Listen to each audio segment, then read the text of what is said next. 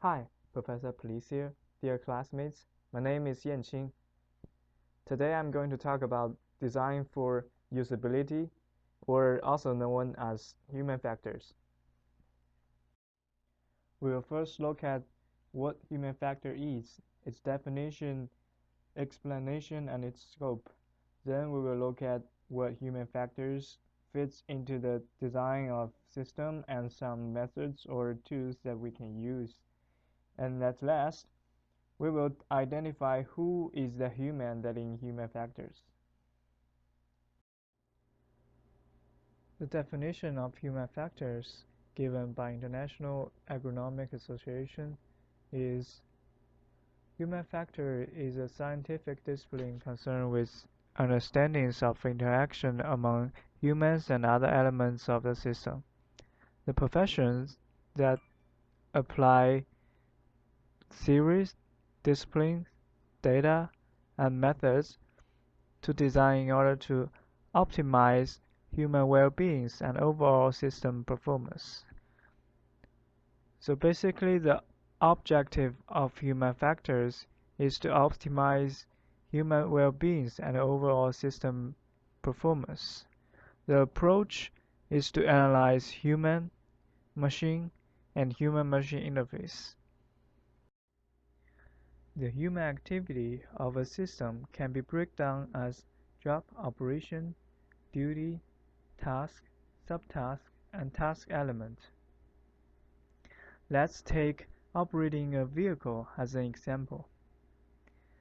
The job operation of operating a vehicle can be just operating a vehicle or accomplishing a maintenance requirement.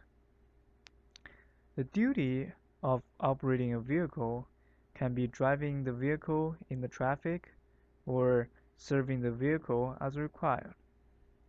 A task of operating a vehicle can be applying the proper pressure on the accelerator in order to maintain the desired speed or turning the steering wheel as required, enabling the vehicle to move in desired direction.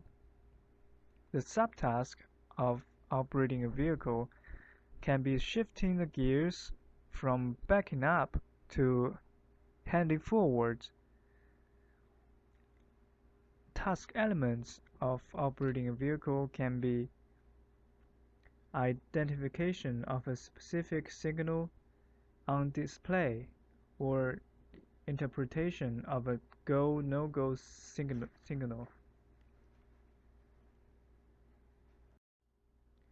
The scope of human factors include anthropometric factors, human sensory factors, physiological factors, and psychological factors. Anthropometric factors concern with physical dimensions of human body. It is worth noticing for designers that different age, gender, ethnicity may have different anthropometric data, and you should also consider whether to design for disability. Human sensory factors include vision, hearing, touch, and other sense such as balancing or odor sense. Here is an example of vision illusions.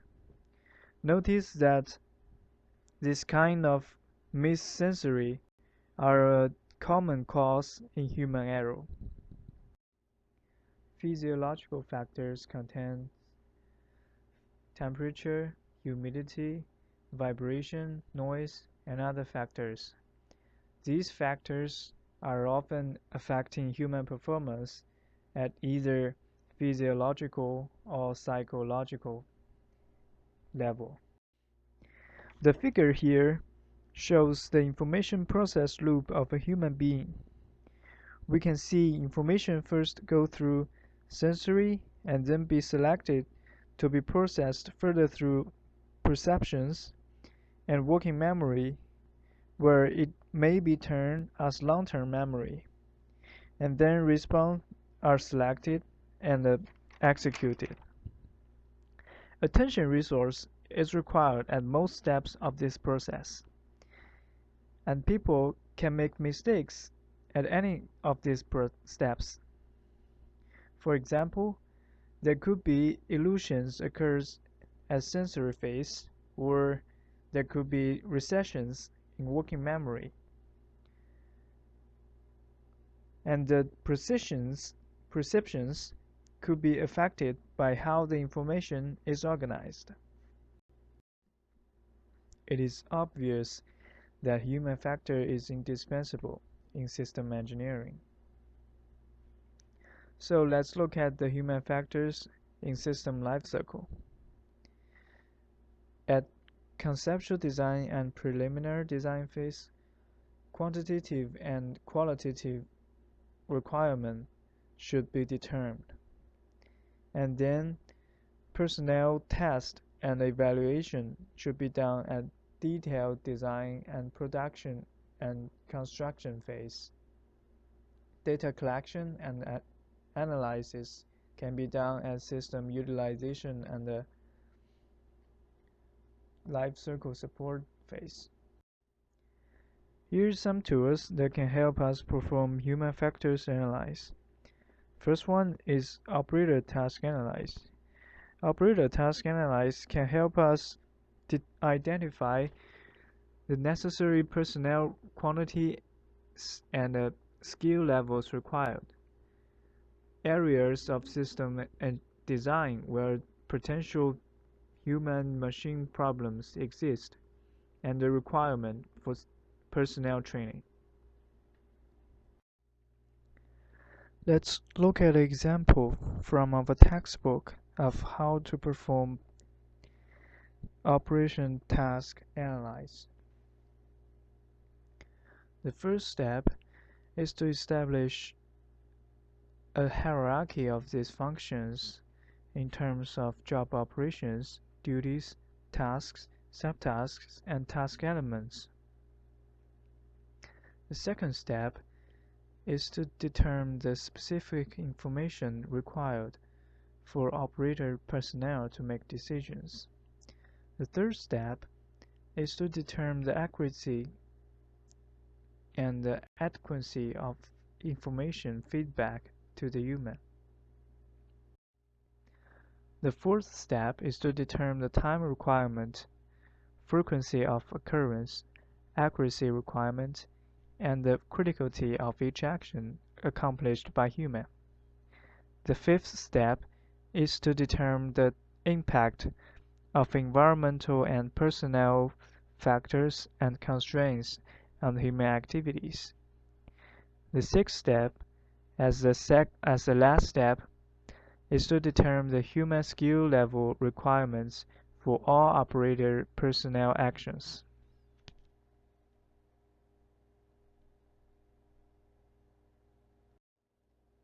Another tool is operational sequence diagram. This is an operational sequence diagram of the authorization of Alibaba Open Platform. We can clearly see how the information flow goes through users and other parts of the system. The result of the operational sequence diagram can aid in developing personnel training requirements and identifying error and header point. Let's then look at error analysis and safety or header analysis. Errors and the fluctuation of quality can be caused by man, machine, material, methods, measurement, and environment, also known as 5M1E analysis. HACCP is another widely used method in terms of safety and header analysis. There is no doubt that the who here is just the person who operates the system, or say, operator personnel. Personnel's number and skills level can be determined using the tools that we introduced early as OTA and OSD. A formal training plan is often developed for the system during the detailed design and production phase. This plan should include a statement of training objective, description of training program module and contents, proposed training schedule, description of required training aids and data, estimate of anticipated training costs. Lastly, the personnel should be tested as a subsystem. Both the element of the system and the interface between systems should be tested. Type 1 to 4 testing can all be applied to this subsystem. Please refer to Chapter 6 of our textbook for detail. Here is some takeaways of design for usability. Design for usability is a design that can make human works safer and better with machine. And human factors are very important elements of most systems. Design of human factors requirements need to be addressed based on system function allocated to human being. So, thank you very much for your attention.